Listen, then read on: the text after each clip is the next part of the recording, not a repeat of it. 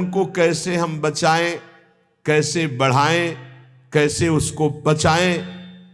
कृपा से भजन हमारा जो शुरू हुआ तो नोस्त्रणवन नैव गृहणन सकल तनुभृताम क्वापि दोषम गुणम वा। बहुत विचित्र खेल माया का है। अगर किसी की निंदा की तो वो दोष तुम में बहुतायत रूप से आ जाएगा। ये बात गांठ बांध लो। क्यों अपने को नष्ट करना चाहते हो? किसी की भी निंदा की, किसी भी बात की अहम बुद्धि करके, वही तुम्हें भ्रष्ट कर देगा। वही बहुत जोर की वृत्ति आपके अंदर दोष की आ जाएगी। इसलिए नो श्रणवन, किसी की भी निंदा कभी भी मत सुनो, तत्काल अंगुली कान में डाल। बहुत बड़ी हानि है इससे। ये 100 बार तो श्लोक आए होंगे ऐसे जिनमें ये वर्णन किया। नो श्रणवन, ये आप सत्संगी हैं, अपने ऊपर आप कृपा करें, कभी किसी की भी निंदा। अरे बहुत विचित्र बात है। निंदा की तो बात जाने दो, अगर भजन करते हो हल्का शब्द निकल जाएगा तो भजन में विक्षेप पड़ जाएगा। हल्का शब्द हो गया तो भजन में विक्षेप पड़ जाएगा। ये हम देखते हैं। शब्द में त्रुटि हो गई तो भजन में, फिर ये लोग जो बड़े बड़े अपराध करते हैं, भगवान जाने इनकी क्या गति होगी। कैसा इनका हृदय है कि ये मुस्कुरा रहे हैं अपराध करके। हल्का वचन निकल जाए जो सम्मान पूर्वक है लेकिन उनके यथायोग्य नहीं है, तो उसमें भजन में अंतर पड़ जाए। नो श्रणवन, एकदम आदेश कर रहे हैं, किसी की कहीं भी निंदा है जो कान में उंगली डालो। इसीलिए जीवन भर एक सूत्र रहा है, असंग। किसी से भी जरा सी प्रियता से बात कर दो, फंस गए।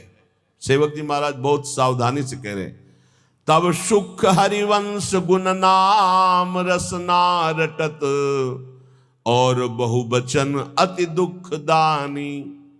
तभी सुख है जब हरिवंश के नाम और गुण को ये वाक इंद्री रटती रहे, ये रसेंद्री स्वाद लेती रहे, और कुछ बोले तो दुख दानी, निश्चित दुख में फंसे। नो श्रणवन, बिल्कुल ये नियम ले लेना चाहिए किसी की निंदा। और निंदा सुनने में मन बहुत राजी रहता है, अच्छा, और बहुत हर्षित होके जैसे उसको राजपद मिलने जा रहा हो, ऐसे पूरे एकाग्रता। ऐसा ना वेदांत का सिद्धांत सुनेगा, ना भक्ति का सुनेगा, ना भगवान की महिमा। निंदा हो रही है तो खसक के और नजदीक पहुंच जाएगा। पुनः बोलो, हम सुना नहीं, और अच्छा ऐसा हुआ, और आगे क्या, पूरा रसास्वादन उसमें डूबे चले जा रहे हो। ये नहीं पता कि ये हमारे सारे पुण्य नष्ट करके नरक का रास्ता बन रहा है। नो श्रणवन नैव ग्रहणन, सुनाई पड़ गया तो स्वीकार ही नहीं करना कि वो दोषी है। नहीं नहीं, भगवान जिसको जैसे चला रहे चल रहे, पूरी सृष्टि उन्हीं के चलाए चल रही। यंत्रारूढ़ानी मम माया, नहीं नहीं, मुझे तो भगवान की दिव्य लीलाओं में जाना है, माया जनित लीलाओं के गुण दोष नहीं देखने। ना सुनना है और ना ग्रहण करना। ग्रहण करना होता है कि वास्तविक ऐसा ही है, हाँ वरे वो तो ऐसा। अब जिंदगी भर जब उसकी बात आएगी तो पहले वो दोष हो जाएगा। अच्छा, वो घृणास्पद भाव तुम्हें भगवत प्राप्ति कभी नहीं होने देगा। घोर पापी में, नीच में भी स्वाराध्य बुद्धिर मम, मेरे आराध्य राधा वल्लभ लाल विराजमान है, ये भाव रखना है। कह रहे सकल तनुभृताम क्वापि दोषम गुणम वा, जितने भी शरीरधारी हैं किसी के ना दोष सुनना है ना ग्रहण करना है। वृंदावनस्थ सत्वान्यखिल गुरुधिया सन्नमन दंड पातई, ऐसे भजन बचता है।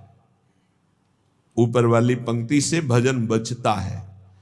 परदोष दर्शन, परदोष वर्णन, परदोष श्रवण और परदोष चिंतन, ये सर्वनाश कर देता है। सर्वनाश, सच्ची मानिए। किसी का भी उपहास कभी मत करना, कभी निंदा मत करना, कभी निंदा मत सुनना। नहीं, 100% आप लिख लो, कुछ दिनों में वो आपके ऊपर हावी होगा। किसी के प्रति भी दोष बहुत बहुत बहुत देखा है, बहुत बार देखा है। इसलिए कभी किसी के दोष न सुने, कभी ऐसा ना, नहीं तो फंस जाएगा, फंस जाएगा। माया भगवती इतनी चतुर है कि जानने में नहीं आता कि मैं फंस रहा हूं, जानने में नहीं आता। और वृंदावन में तो कभी भूलकर किसी के प्रति दोष न करे, क्योंकि लाडली जी ने पसंद किया, उसको रखा है, तो फिर हमें दोष करने की क्या सामर्थ्य है। जब लाडली जो मुझ जैसे नीच को वृंदावन में रखे तो उसको वृंदावन में रखे, तो हमारा अधिकार कैसे उस, जब हम अपने को देखते हैं तो हम बड़े अधिकारी थोड़ी है वृंदावन वास के। हम पर जब कृपा हुई तो उन पर भी कृपा हुई, तो जब उन पर कृपा होगी पूरी तो वो भी महात्मा बन जाएंगे, हम दोष दर्शन क्यों करें। तो वृंदावनस्थ सत्वान्यखिल गुरुधिया सन्नमन दंड पातई। अगर वृंदावन के किसी भी बासी पर दोष दर्शन हो जाए तो प्रणाम दंड पाते, वो जाने या न जाने दूर से प्रणाम कर, हे प्रभु मेरे से गलती हो गई, क्षमा करो प्रभु, मैं आपकी महिमा को नहीं जानता। ऐसा पक्का समझ लो, नहीं भजन क्षीण हो जाएगा, भजन नष्ट हो जाएगा। जो त्यक्ता शेषाभिमानो, सब अभिमान छोड़ करके निर्वधि परमा किंचन कृष्ण राधा, श्यामा श्याम की आराधना के लिए दैन्य भाव अत्यंत आवश्यक। किसी भी तरह का कोई अभिमान नहीं होना चाहिए। त्यक्त्वा शेषाभिमानो, कोई भी अभिमान शेष नहीं है, रूप का, जवानी का, सब इन शरीरों का अभिमान, यौवन, बाहुबल बहुत विचित्र है। कुछ भी हो जाए तो जीव का ऐसा गलत स्वभाव पड़ गया, वो अभिमान कर लेता है। अपने आप तो बहुत छोटे हैं। भगवान शंकर तांडव कर रहे थे तो दो तालियों से ऐसे बाणासुर ने ताल मिलाई, भगवान शिव प्रसन्न हो गए, कहा शास्त्र भाव हजार भुजा वाला हो जाए, महान बलशाली विक्रम भगवान शिव की कृपा से। अब दो भुजाएं तो अगर सही ढंग का स्वास्थ्य हो तो फिर खुजली संभलती नहीं, बल्कि भगवान शिव का कृपा पात्र हजार भुजाएं, तो जिस पर्वत में मारे चकनाचूर, जाके दिग्गजों को ललकारा, भाग पड़े, कोई उसके सामने नहीं। काफी समय विचरण करने के बाद भगवान शंकर के पास आयो, कहा जगत गुरु आज दूसरी तरह से प्रणाम था। भगवान शंकर ज्ञान समुद्र, बोले गुरु खुजली हो रही भुजाओं में। बोले मतलब? बोले आओ, आप ही आओ, अब हमारे बल दिया है, हजार भुजा है, तो आपसे युद्ध करना चाहता हूं। मुस्कुरा दिए। भगवान ने कहा एक माली भी जिस पौधे को सजाता उसको उजाड़ता नहीं है। तुम्हारी भुजाओं की खुजली मैं तो नहीं मिटाऊंगा, लेकिन मेरे समान बलशाली आकर मिटा देगा। तो जब प्रद्युम्न पुत्र अनिरुद्ध और उषा जी का बड़ा एकांतिक मार्मिक प्रसंग है कि उषा जी ने स्वप्न में देखा अनिरुद्ध जी को पहली बार।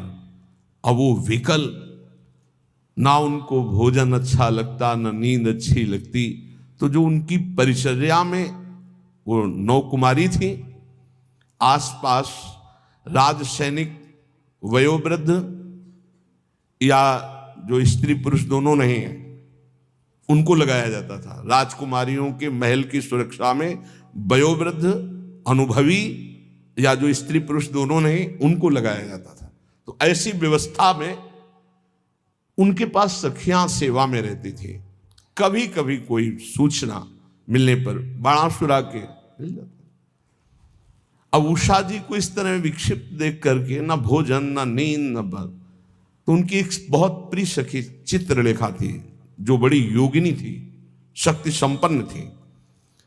उसने कहा सखी, मेरी सखी होते हुए तुम इतना उदास, बोलो ना, कोई ऐसा विषय है जो गुप्त विषय और तुम बता नहीं सकती, वही तुम्हें इतना विक्षिप्त कर रहा है। मैं समझ रही हूं कोई विषय तो है। तो उनका सखी, मुझे एक स्वप्न में 9 कुमार के दर्शन हुए और अब मैं उसके बिना जी नहीं सकती, पर मैं ये नहीं जानती को है कौन, कहाँ का है, क्या है, पर स्वप्न में मैंने देखा। तो उनका स्वप्न में आपने देखा तो त्रिभुवन का कोई ऐसा नहीं है जिसका मैं चित्र न बना सकूं, और तुम्हारे सामने साधारण कोई आ नहीं सकता, क्योंकि साधारण से तुम मोहित नहीं हो सकती।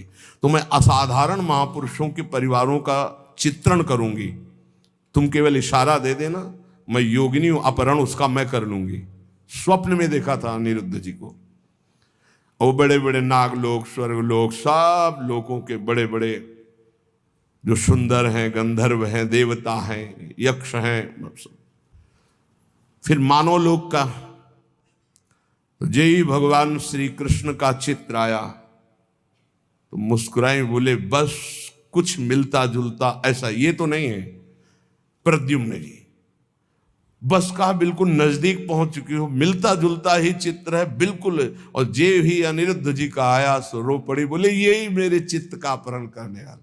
बोले बहुत बड़ी जगह तुम्हारा स्वप्न हो का आसक्ति हुई है, पता है द्वारिकाधीश भगवान श्री कृष्ण के ये नाती हैं अनिरुद्ध जी। सुदर्शन चक्र का रात दिन पहरा रहता है द्वारिका में, किसी का भी प्रवेश नहीं। बहुत महान जगह तुम्हारी आसक्ति हुई, पर मैं अपने प्राण त्याग कर भी सखी तुम्हें मुस्कुराते देखना चाहती हूं। तो उनका अगर मुस्कुराते देखना चाहती तो इनसे मिलवा दो। स्वप्न में देखा था।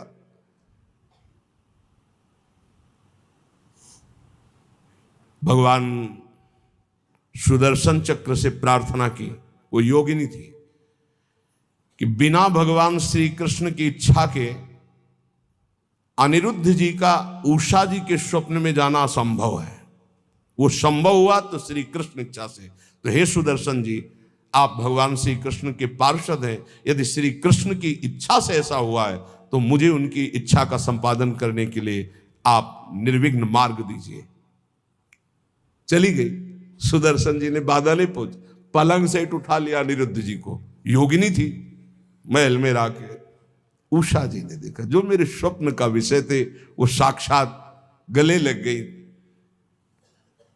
चित्रलेखा जी की, और कहा तुम धन्याति धन्य मुझे कर दिया। अनिरुद्ध जी की जब आंख खुली तो अपना महल नहीं है, तो धैर्यपूर्वक समझाया कि मैं अपहरण करके लाई हूं, ऐसा ऐसा ऐसा।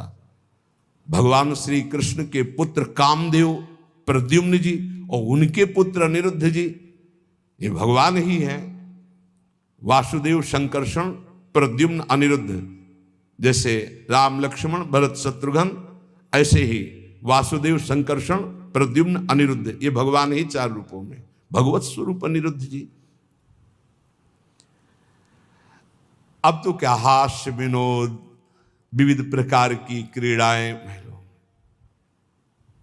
जो वयोवृद्ध संरक्षक थे, एक बार निकलते हुए उषा जी को देखा, बाणासुर को सूचना पहुंचाई कि आपकी बेटी के हाव भाव और प्रसन्नता को देखकर लगता है किसी पुरुष का संयोग हो चुका है।